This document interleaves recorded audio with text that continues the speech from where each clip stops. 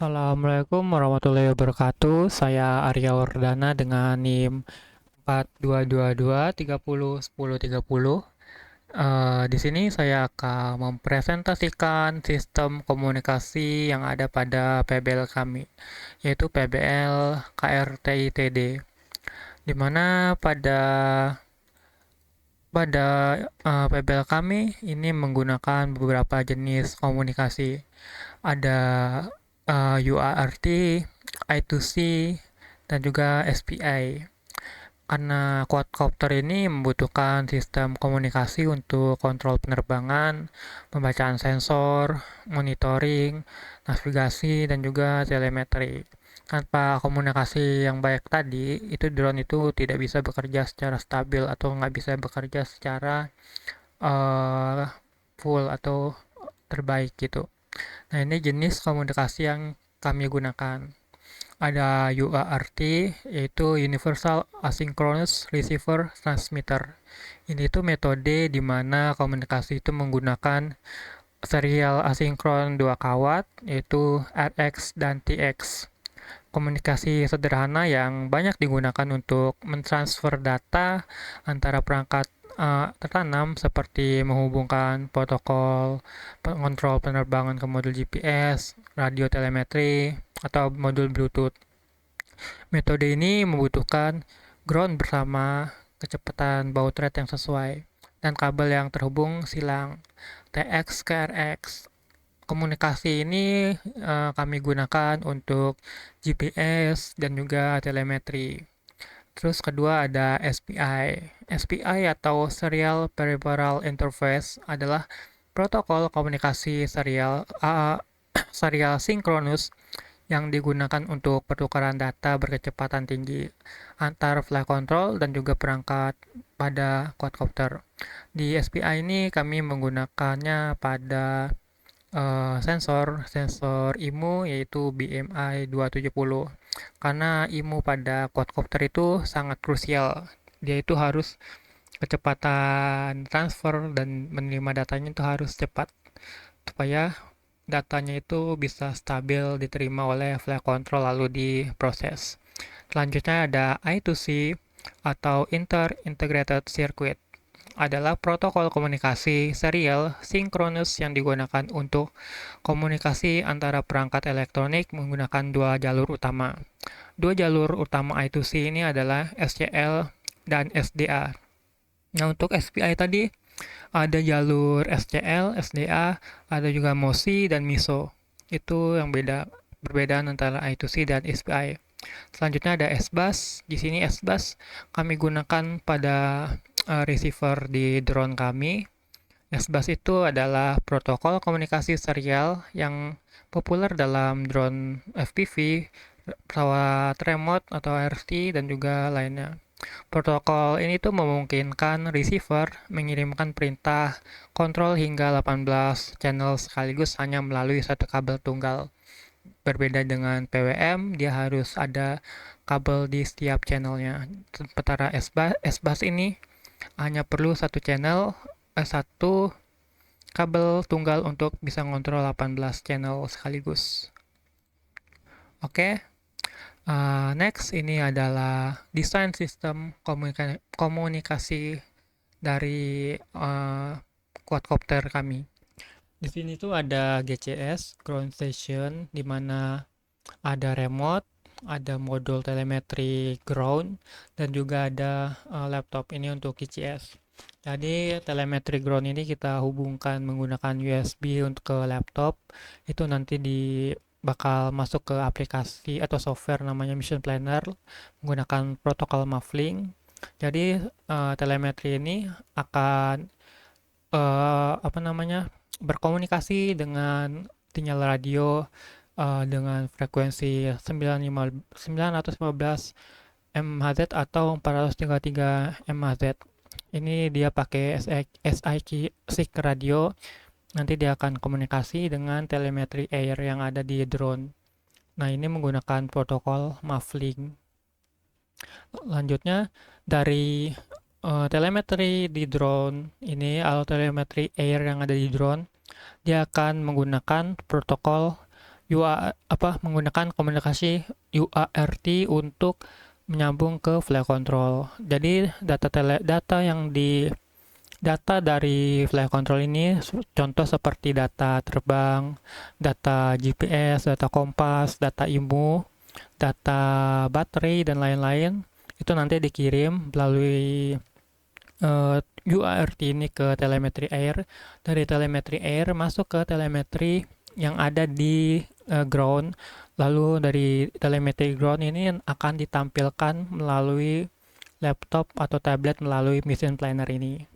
Selanjutnya untuk remote ini menggunakan sinyal 2,4 GHz masuk ini remote yang di ground lalu masuk ke receiver RX yang ada di quadcopter. Di sini baru komunikasi S-Bus ke flight control, di mana S-Bus ini nanti dia akan mengontrol uh, pergerakan atau mengontrol si motor dari pitch, yaw, dan roll.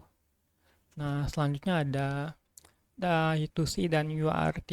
Di sini flight control menggunakan UART untuk GPS dan kompas, dan SPI untuk barometer.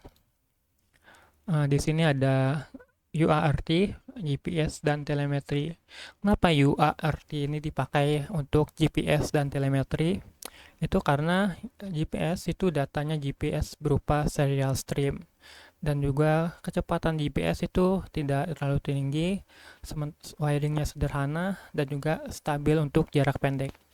Untuk telemetri sendiri, kenapa menggunakan UART itu? Karena komunikasi serialnya yang sederhana, dan juga cocok untuk data streaming real time dan juga didukung oleh flight control. Karena UART ini pinnya itu lumayan banyak dan juga sederhana. Dia cuma butuh 2 kabel, jadi nggak terlalu banyak makan kabel dan juga latensinya rendah.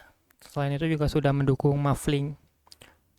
Nah, di sini ada SPI dan I2C, yaitu IMU untuk SPI dan barometer untuk I2C.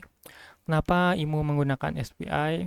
Itu karena kecepatan transfernya tinggi, latensinya rendah, dan update rate-nya juga lebih tinggi karena kita butuh kecepatan terima dan update dari sensor itu untuk mengontrol motor yang diproses oleh flight control. Jadi kita tuh butuh kecepatan uh, pengiriman dan penerimaan sensor lah dari si IMU dan juga mengurangi noise dan error.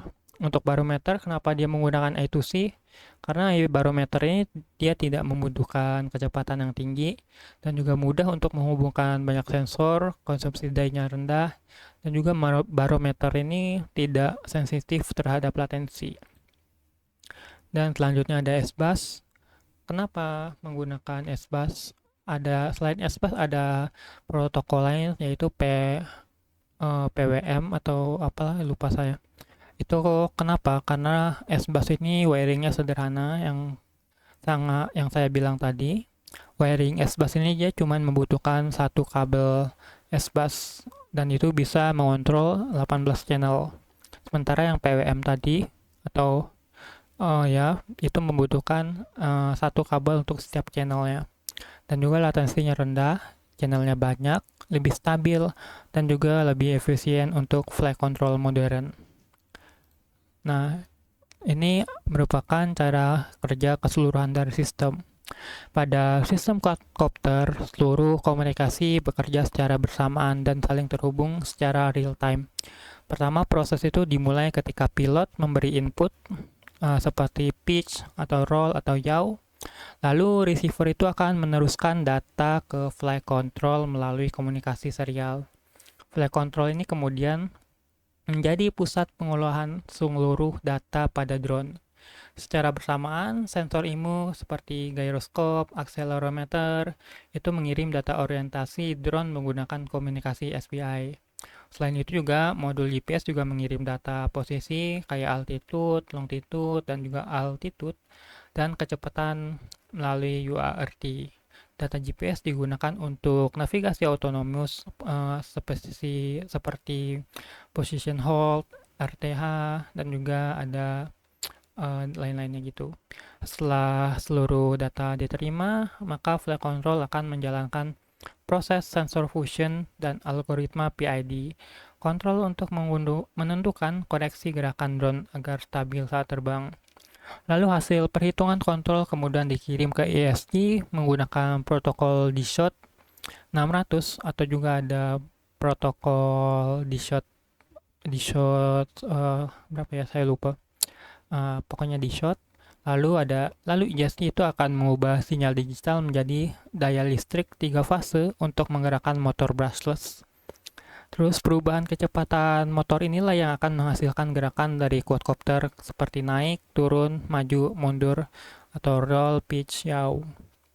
Di saat yang bersamaan, flight control juga mengirim data telemetri ke GCS menggunakan UART dan protokol muffling. Data yang dikirim ini berupa meliputi itu status kayak baterai, altitude drone, posisi GPS, mode penerbangan, dan juga kondisi sensor secara real time.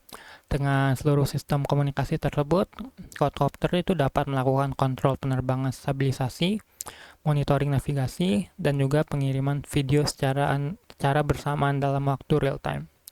Oke, mungkin sekian dari saya untuk penjelasan dari sistem komunikasi yang ada pada PBL saya, yaitu PBL KRTI TD.